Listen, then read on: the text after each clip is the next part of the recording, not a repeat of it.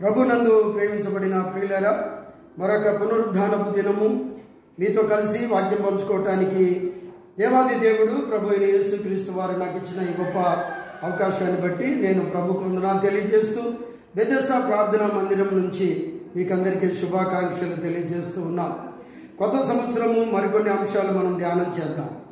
1 కొరింథీ పత్రిక 5వ అధ్యాయము 10-11 వచనాలు మనం చదివినప్పుడు చూసినప్పుడు పులిసినటువంటి పిండి ఏదున్నా దాన్ని తీసివేసి క్రొత్త నైవేద్యంతో దేవుని పూజించాలి, ఆరాధించాలని అక్కడ వ్రాయబడి ఉంది. కాబట్టి కొత్త సంవత్సరంలో మన పాత సంవత్సరంలో మనది ఎంత చిన్నదైనా ఎంత పెద్దదైనా అది ఇంకేదైనా కావచ్చు, దేవునికి వ్యతిరేకంగా ఉన్నది ఏదైనా కావచ్చు, అది పులిసిన పిండితో సమానమే.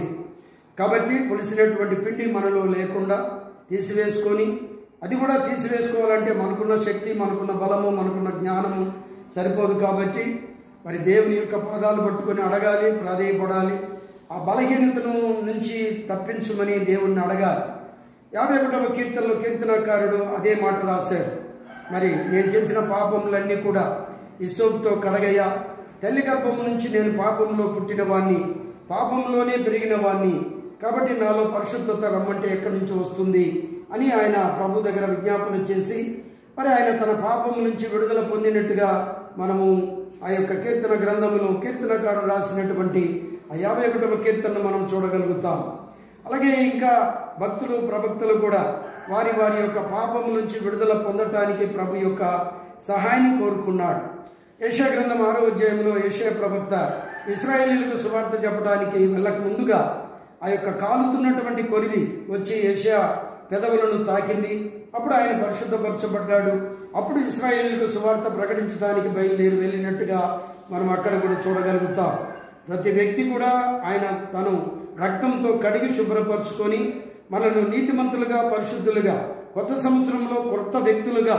అందుకనే ఆ యొక్క కొరింథీ పత్రిక మరి 5:17లో మాట్లాడుతూ అంటున్నాడు. 2వ కొరింథీ పత్రికలో, ఎవడైనాను క్రీస్తునందున్న యెడల వాడు నూతన సృష్టి, పాతవి గతించును, ఇదిగో సమస్తమును క్రొత్తవాయను. కాబట్టి పులిసిన పిండి కొంచెమున్నా, అది బైబిల్ చదవకపోవటమా, విశ్వాసం లేకపోవటమా, నిర్లక్ష్యమా, మనం లోక సంబంధమైన వాటిని ఏవైనా ప్రేమిస్తూ ఉన్నామా, ఇటువన్నీ కూడా పులిసిన పిండితో సమానమే. కాబట్టి అలాంటి పులిసిన పిండి మనలో నుంచి తీసివేసుకుందాం. అది ప్రభు పాదాలు పట్టుకొని క్రొత్త సంవత్సరంలో క్రొత్తదైన ముద్దతో ప్రభువుకు నైవేద్యం పెడదాం. కాబట్టి మనము ఈ విషయాలు కొరింథీ సంఘాన్ని ఉద్దేశించి మరి ప్రభు మాట్లాడాడు. కొరింథీ సంఘములో అక్కడ 5వ అధ్యాయంలో మరి ఒక తల్లిని ఒక కుమారుడు ఉంచుకున్నట్టుగా అక్కడ రాయబడి ఉంది. అంతటి భయంకరమైనటువంటి పాపాన్ని చేస్తూ కూడా వాళ్ళు గర్విస్తూ అతిశయిస్తూ గర్వమైన హృదయంతో వాళ్ళు ఉన్నారు. కాబట్టి అటువంటి హృదయం లేని వారిగా, దేవుని మనసు కలిగిన హృదయం కలిగిన వారిగా దేవుడికి క్రొత్తదైన నైవేద్యంతో నూతన సంవత్సరంలో ప్రభుకు మనల్ని మనం సమర్పించుకుందాం. సమర్పించుకున్నటువంటి భక్తులు ప్రభక్తులు కడమటుకు తుదమటుకు జీవించారు, పరిచర్య చేశారు, సువార్త చెప్పారు, అనేకులకు మార్గదర్శిగా నిలబడ్డారు. ఈరోజు వారి పేర్లు పరిశుద్ధ గ్రంథంలో మనం చూడగలుగుతూ ఉన్నాం. అలాంటి జీవితాన్ని క్రొత్తదైన ముద్దతో కలిసినటువంటి వారిగా, ఆ క్రొత్తదైన ముద్ద మనలో ఉండాలి అంటే ఆ పాతదైన ముద్ద ప్రభువుని అడిగి తీసివేసుకొని క్రొత్తదైన ముద్ద ప్రభువులో నుంచి మనము కలుపుకొని నూతన సంవత్సరంలో ముందుకు కొనసాగించబడదాం.